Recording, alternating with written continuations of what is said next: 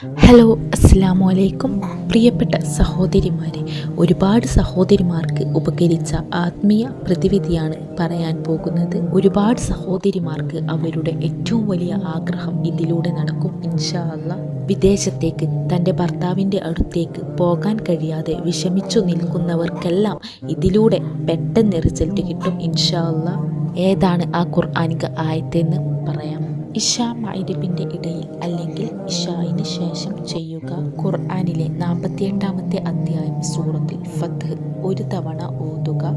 ഓതിക്കഴിഞ്ഞ ശേഷം യാ ഫത്താഹു യാ അല്ലാഹ്, വിജയം നൽകുന്നവൻ, തുറന്നു നൽകുന്നവൻ 489 തവണ ചൊല്ലുക.